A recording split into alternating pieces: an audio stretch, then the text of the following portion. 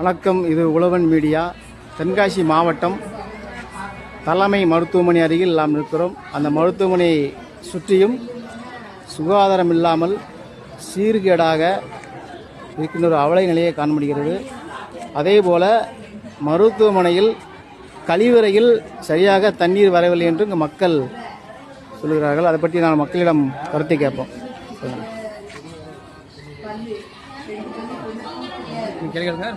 பேசுங்க. இங்கே சூரியன் இங்கே என்ன நடக்கு சுற்றியும் பார்த்தீங்கன்னா பிளாஸ்டிக் பையு டி கிளாஸு மிக ஒரு மோசமான நிலைமை இருக்குது. அதே போல் அந்த சைடு கோட்ரு பாட்டில் மதுபானம் குடிச்சிட்டு பாட்டிலெலாம் கிடக்கு. நான் 4 நாளாக வந்துட்டு இருக்கேன். 4 நாள் வந்து சுகாதாரம் இல்லை, சரியில்லை. சுற்றி பாட்டில் அட்டையும் கிடக்கு. 4 நாள் கிளீனும் பண்ணலை. அதுக்கடுத்து பெண்களையும் பார்வையாளர்களுக்கு ஒதுக்க இடம் இல்லை. புது ஆஸ்பத்திரி கட்டி 220 கோடியில் பில்டிங் கட்டி ஒரு சுகாதார நிலை சரியில்லாமல் இருக்குது. அதனால் பெண்களுக்கு கண்டிப்பாக கிடைப்பது தேவை. ஆம்பளை எங்கே போய் இருக்க முடியும்? பஸ் போனால் 10 ஒன்றுக்கு 10 ரூபா இருக்காங்க. அதனால் எங்களுக்கு பார்வையாளர் மக்களுக்கு நாங்கள் ஒரு வந்துட்டு நாளைக்கு வர முடியாது. ஏன்னா ஒரு நாளைக்கு ஒரு ஆஸ்பத்திரிக்கு எல்லாம் பதிவாக இருக்கக்கூடிய ஆள் கிடையாது. ஒரு நாளைக்கு 2 ரூபா, ஒரு நாளைக்கு 3 ரூபா வருவான். ஆம்பளை உள்ள போக முடியாது. ஆனால் ஆம்பளை படுக்கை கொடுக்க முடியும்.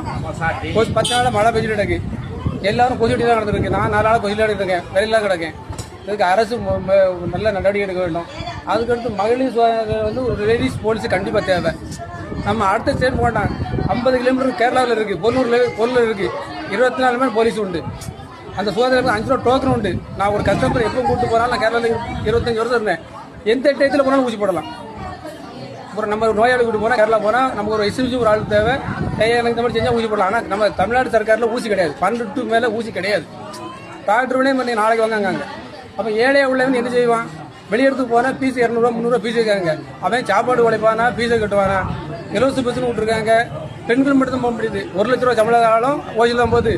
1 ரூபாய்க்கு வேலை பார்க்கணும், அந்த ஓசி பஸ் தான் போகுது. 1 லட்ச ரூபா டீச்சர் வராங்க, அவங்க ஓசி பஸ் தான். அவங்க சம்பளத்தை என்ன செய்ய போகிறாங்க? சரி, இப்போ 4 நாளைக்கு முன்பதாக வந்து குழந்தைகளை திருடுவதற்காக வந்தார் என்று சொல்லப்படுகிறது. நீங்கள் அந்த இடத்துல இருந்தீங்களா? சார், அது சொல்ல நானும் சாதாரண வந்திருந்தேன். அது வெளியூராக சொல்லிட்டு இருந்தது. 4 நாள் உள்ள பிடிச்சி சொன்னாங்க, 2 நாள் பிடிச்சுன்னு சொன்னாங்க. ஆனால் உண்மையில போலீஸ் பிடிச்சதான் சொன்னாங்க. ஆனால் பத்திரிகையில் எதுவும் அந்த மாதிரி தெரியல. நான் வந்துட்டேன். வந்து 4 குழந்தைகள் இருக்க இடத்துல வந்து காவல்துறை பாதுகாப்பு இருக்கு போடப்பட்டிருக்கா இல்லையா? கண்டிப்பாக காவல்துறை கண்டிப்பாக தேவை. இப்போ தற்சமயம் காவல்துறை இங்கே இருக்காங்களா இல்லையா? அது நம்ம இந்த செக்ஷன்ல இல்லை. தற்சமயம் இங்கே இல்லை. குழந்தைய வரல இல்லை.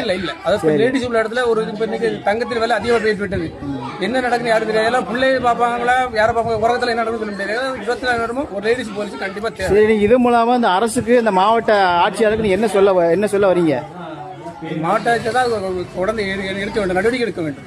அது நம்ம சொல்லிட்டு போயிட்டு இருக்காங்க.